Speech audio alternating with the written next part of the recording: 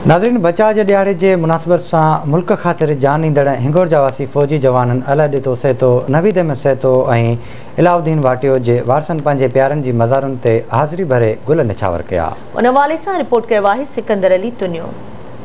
6 सितंबर योम दिफ़ा मुल्क ऐं क़ौम जी हिफ़ाज़त कंदे मुल्की सरहदुनि तोड़े मुल्क दुश्मननि सां मुहाॾो अटकाईंदे जाम शहादत माणींदड़ पाक फ़ौज जे नौजवान अलाह ॾितो सहतो नवीद अहमद सहतो ऐं ॻोठ वाटिया जे अलाउद्दीन वाटियो जे वारस अॼु पंहिंजे प्यारनि जे मज़ारुनि ते गुलनि जी चादर चाढ़े शहीदनि जे मग़फ़िरत लाइ दुआऊं घुरियूं।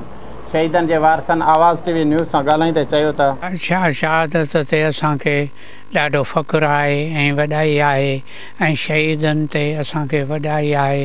ऐं पाकिस्तान जी आर्मी जेकी आहे वॾी दिलेरीअ जी शहादत वरी आहे ऐं पाकिस्तान जा जेके आहे मेजर आहे कर्नल आहे उहे चवनि पिया त शहीद नाइक मोहम्मद ॾितल एॾी शहादत दिलेरीअ जी माणी आहे जेको असांखे उन ते फ़ख़्रु आहे। पाकिस्तान आर्मी जा जेका शहीद आहिनि उनखे ख़राज अक़ीदत पेश करण जे लाइ असीं पंहिंजे हिन ॻोठ रुकरानी सतह में ऐं पंहिंजे अबाणी क़ब्रिस्तान में हिते जेको हाज़िरी भरे पंहिंजे शहीद मां पंहिंजे भाउ नवीद हुसैन जेको आहे जेको पाकिस्तान आर्मी में मिलिट्री ड्राइवर हुयो जेको 2007 में भर्ती थियो ऐं उन पाकिस्तान जे सरहदुनि जी हिफ़ाज़त कंदे जाम शहादत माणी।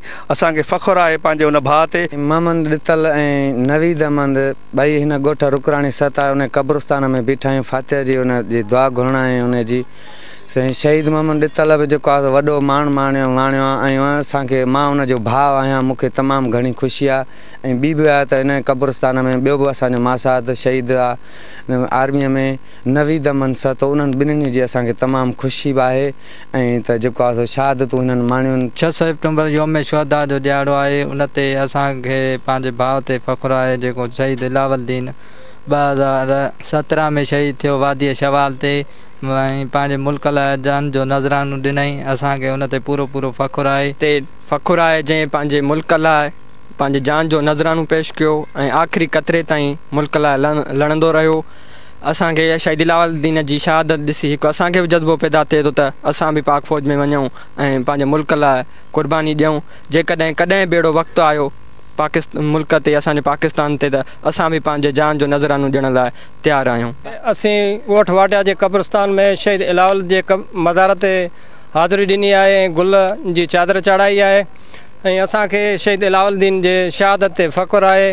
हुननि दुश्मननि सां लड़ंदे लड़ंदे पंहिंजे जान जो खून जे आख़िरी क़तरे ताईं मुक़ाबिलो कयो। शहीदनि जे वारसनि योम दिफ़ा जे ॾियारे ते मुल्क ऐं क़ौम जी हिफ़ाज़त करण लाइ अॼु बि मुल्की सरहदुनि ते मौजूदु पाक आर्मी जे जवाननि खे सलाम पेश कयो। कैमरा टीम सां गॾु सिकंदर अली तुनियो, आवाज़ टीवी न्यूज़।